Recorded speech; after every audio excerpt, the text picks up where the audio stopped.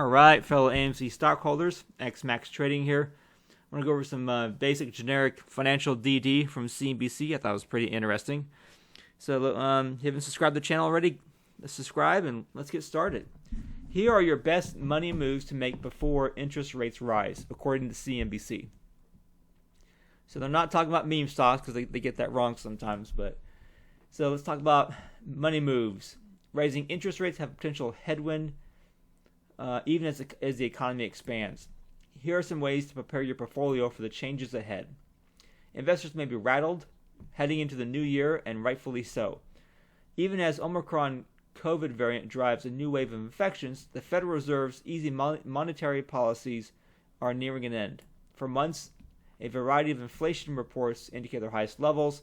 CPI, cost of wide-ranging basket of goods and services, surged 6.8% year over year, fastest rate since '82. In response, central bank is signaling to make an aggressive policy move, and the Fed official sees as many 3 rate hikes this year, 2 more next year, another 2 in 2024. The writing on the wall is that the interest rates are poised to rise in 2022, but don't let that obscure the bigger picture, which is that the economy is expanding, unemployment is falling, and corporate profits are expected to grow. People are terrified when they see interest rates go up, but from an investment standpoint, interest rates going up when the economy is typically doing well. People are spending. If you look at it from a different lens, that means that positive things are happening. To take advantage of the current climate, Milan advises clients to make 4 key changes to portfolios. Here is top recommendations, not financial advice from me. Avoid longer-term fixed income assets. Generally, treasury bonds lose value over time if the interest they earn is below the rate of inflation. Currently, the bellwether 10-year note is yielding 1.62%. If you're going to have bonds in your portfolio, we recommend short-term bond funds until interest rates go up. They're going to be less risky in a rising rate environment. Bond ETF manager, huh? So let's see, who's saying, so avoid long-term fixed income. Maybe because it doesn't change, right? It's fixed.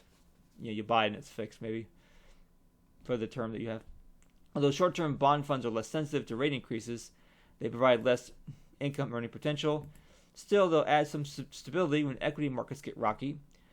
Even if the market does well this year, it's likely to be a bumpy ride along the way. If during the bumpy ride, you'd be glad to have some money in bonds. Find a floating rate. Bond funds that adjust for inflation are another way to mitigate risk.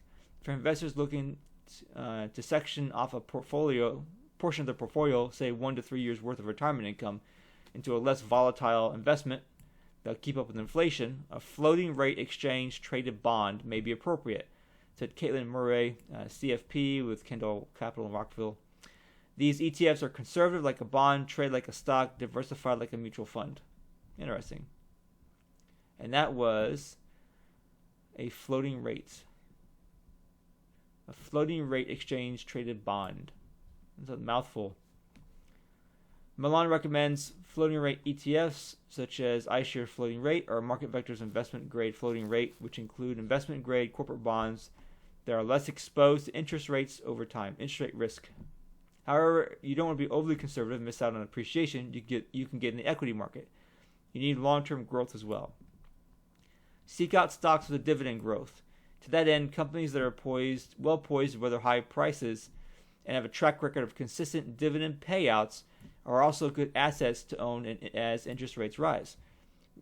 Milan recommends large cap staples like Home Depot's, Lowe's, PepsiCo, for example, which have a history of increasing dividends year over year. This is both a protection against inflation and offers a yield that bonds do not. And finally, focus on the financial sector. Financial stocks benefit from a strong economy and higher interest rates since banks can charge borrowers more and while still paying depositors less. Well, that's great. As rates go up, the financial sector performs well. Particularly stocks like PNC Financials or ETFs like First Trust. Does it mean you radically change your portfolio? Not necessarily. Financial services are generally attractive, but there's a danger in always saying this will happen. If rising rates don't materialize in the way you thought, you might find yourself underperforming. So the Fed was thinking about, someone saying the Fed was thinking about 6 rate increases this year to combat inflation, which is pretty extensive, and depends on how big the rate increase is, right? So let's say there's 3 rate increases, but they're each, 0.5%, whatever, some small number. Is it really gonna make that big of a deal? I don't know. The other thing too is that rising interest rates may make it hard for shorts to borrow, because the cost to borrow, right, is pretty low right now, but it could be going up. The stock price of AMC may contract temporarily, but the shorts are having to pay more money now to keep shorting it or to maintain their short positions they had over a year. Now they may think about getting out. So this might be a positive catalyst. All right, guys, it's pretty interesting financial news. So let's think about it, and I'll see you in the next video. Later.